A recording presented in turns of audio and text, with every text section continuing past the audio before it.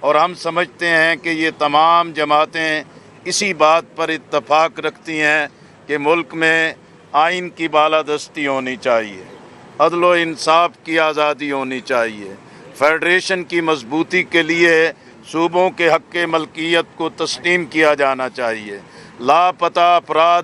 جو زندہ غائب کر دیے گئے ہیں، ان کے خاندان بلک رہے ہیں، ان کی آواز کو سننا چاہیے۔ اسی طرح قومی وسائل ہیں، ان کی منصفانہ تقسیم ہونی چاہیے۔ یہ عیاشیاں، مفت خوری اور قومی خزانے پر جو لوٹ مار ہے، یہ عوام پر ایک عذاب بنی ہوئی ہے اور ٹیکسوں کی بھرمار پاکستان کے عوام سے جینے کا حق چھین رہی ہے۔ انشاءاللہ جتنی بھی بندشیں ہوں گی یہ اپوزیشن کو اور طاقت دیں گی، اپوزیشن کی آواز کو اور مضبوط کریں گی اور حکمران عبرت بنتے چلے جائیں گے۔ آج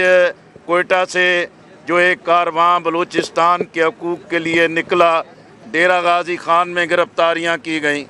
مظفر گڑھ کے راستے میں بندشیں پیدا کی گئیں، شاہراہ بند کر دی گئی، چناب پل بند کر دیا گیا، اس وقت ان کو لاہور میں محصور کر دیا گیا ہے اور آگے نہیں بڑھنے دیا جا رہا۔ میں آج کے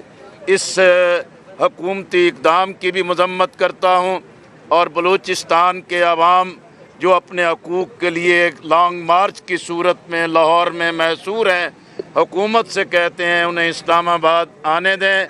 اور ان کی بات کو سنیں۔ انشاءاللہ ہم اپوزیشن کے قومی ترجیحات پر ایک مشترکہ موقف کے لیے جماعت اسلامی اپنا ایک قومی آئینی سیاسی کردار ادا کرے گی۔ میں ایک مرتبہ پھر حکومت کے اقدامات کی مذمت کرتا ہوں۔ جیمز زین شاہ صاحب GDA یونائٹڈ پارٹی